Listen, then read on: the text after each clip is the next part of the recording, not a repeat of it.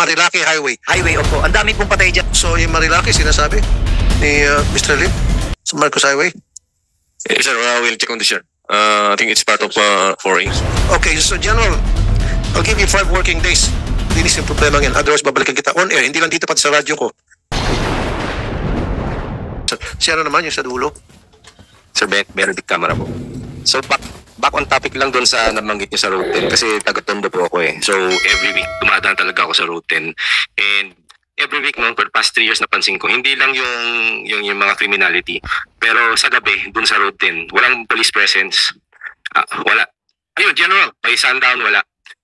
And Bakit po sa palagay nyo? Bakit walang police presence? Dapat na alam na ng lahat na yung lugar na yan ay kilabot at hindi pa rin pinupunta ng mga pulis. Ano sa palagay nyo? siyempre yung police isang makakatabi lang diyan masaksak pa wala na. So hindi na. Sir, siyempre ikaw taga-Tondo ka. Thank you. Opo. Sabi mo for the past 2 years, yung lugar kilalang kilabot dahil hold up, at aksidente, etc. At walang police visibility, sabi nyo, for the past 2 years, By sundown wala na. by sundown. Opo. Bakit po sa tingin nyo? Hindi ko I think Kasi sundown, doon na nangyari mga hold upan eh. yes, and I'd like to actually before I go there, I wanted to point out na pati yung pedestrian infrastructure floating pedestrian overpass na po kasi sa gabi pinuputol ng mga criminals yung bakal kinakalakal. So kung pupunta kayo doon ngayon, makikita nyo, wala na yung first 5 steps or 20 steps, pati yung release ng pedestrian overpass, nilagari na, wala na. So yun lang po, makita ko yung progression doon through the years. Okay. General, ganito pong gawin natin. Maglagay kayo ng, ano ba tawag yun, yung maliit na parang station, parang ano lang, a container. I want you to put an outpost. If I need to talk to your chief PNP, I will. From now on, I need an outpost doon. Na 24/7 nandun yung outpost that will serve as police visibility. Na dapat may naka-duty na police, at least 5 police. At mayroong isang mobile car na pwedeng umaksyon agad.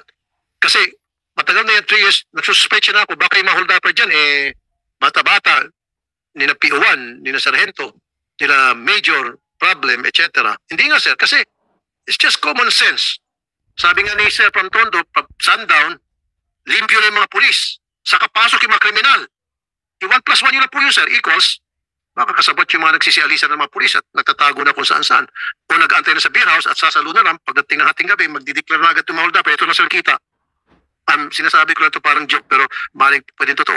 That's why parang hindi kayo pagbintangan, do something about it. So I want an outpost doon sir. Maglagay kayo, kung kailan nyo ng pondo din, kakausapin ko si GPNP, I don't know, papapundohan natin, maglagay ng outpost doon. Para once and for all, matigil na po.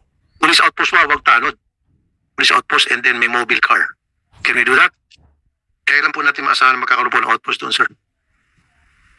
Give or take, para abangan ko. Kasi ako, sir, ganito ang, this is how I am, this is how I work, I operate. Pag nangako ka sa akin, babalikan kita. Hindi ako katulad ng, kung iba, na bigyan ka ng assignment, and then pababayaan ka na, babalikan ka after ilang taon. Ako, pag sinabi ko sa in 5 days, babalikan kita in 5 days, believe me, baka less than 5 days, babalikan kita. At kapag hindi mo ginawa, sisingilin kita on air. So, General, pag nagbigay ka sa akin ng nandito yung mga alipores ko sa likod, jot down yung mga pangako nila para singilin natin. Yes sir, we'll check Kaya dekorasyon dyan sa likod ha. Baka, hindi nga, ayoko maging dekorasyon na kayo dyan. Dapat nagja-jot down din kayo sa likod. Ang dami-dami nyo dyan. Sige, go ahead po, General. Meron po naman tayong malapit na PCP doon but we'll check on the specific area. Yung PCP, tuloy-tuloy pa rin eh. Baka yung PCP pang maglagay nga talaga doon sa mismong area na kung saan talamak yung pag-sundown, sabi ni Sir, from Tondo, yung holdapan. Alawakin nyo, and then magkaroon ng foot patrol. Yes sir, ganoon naman ang directive ng higher headquarters sir. Siguro sa implementation na lang sa baba nito. And we will reiterate this directive again sir. Lagay ka ng PCP doon, outpost, and then maglagay ka ng mga mobile car, police visibility, mag-ikot-ikot sa route and tingnan natin kung di matigil yan. Yes sir. Kaya lang, marami mawala ng kita. Yung mga palapunta sa mga beer house, mababawasan po sa beer house kasi wala nag-intriga. Anyway, joke lang yun, sir. So do your job, sir, para hindi Yes, kayo sir. mapagbintangan. Dahil kapag hindi mo ginawa yan, sir, mapagbintangan kayo. And kawawa naman kayo kung talaga wala kayong ginagawa masama. We'll do that sir. Di ba, sir? Tumataas si Mr. Lim. Sir, may pakiusap lang po kami. Sanay naman po ng baka po yung Marilaki. Pwedeng lagyan din. Ano po yun, sir? Marilaki Highway, ang dami pong patay, mayroon na naman kahapon. Marilaki. Sa Rizal po, opo. Ang tagal na po namin nire-request na maglagay sana ng outpost. Marilaki Highway. Highway, opo. Ang dami pong patay dyan. Kasi kunin nyo po ang listing. HPG dapat yan. HPG po, asa ko po ito ng Metro Manila, Kalahati at saka ng Region 4A. Rizal lang lahat, no? Rizal na lahat. Oh, ginagawang racetrack to, General? General? Every Sunday? So, yung Marilaki, sinasabi ni Mr. Lim sa Marcos Highway? Yes, sir, we'll check on this, sir. I think it's part of 4A. Sulat kayo. Okay, so General, I'll give you 5 working days. Linis yung problema yan. Otherwise, babalikan kita on air. Hindi lang dito, pati sa radyo ko. Babatikusin kita left and right kasama ng PNP mo. Hindi ko bibiro. Look at me. General, look at me. I'm not joking. Pag buhay ng tao nakasalalay dito, I'll be very dead serious. I don't fucking care kung sino yung kaharap ko na Poncio Pilato. Magkaaway na kami kung away. Please, sir. So, yung sinasabi niya Marilaki, in 5 working days, limpyo na po yung problema dyan. Wala na po mga magnanakaw. Tama? Ano exact location? Pakisabi sa, sir? Exact location po nito, General, doon po sa Tanay, papuntang Tanay. Ang record po ng patay natin dyan napakalaki kasi pati yung mga motor ginagawang ano po yan, radar yung mga ano.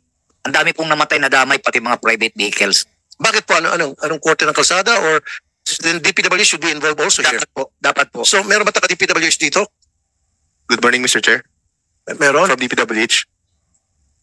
Okay. DPWH, is there anything that you can do about this? Not only the PNP should be involved, also you, DPWH. Yes, Your Honor, we'll coordinate. I'm from the Naval Service, Your Honor. I'm not particular with but we're aware of what's happening in Marilaki. You're aware. Yes, Your Well, Honor. what have you been doing about it? Top of my head, Your Honor, I'm sure that we installed rumble strips in the corners. It's a curved road, Your Honor, as Yes. I'm aware from the videos that I see from social media.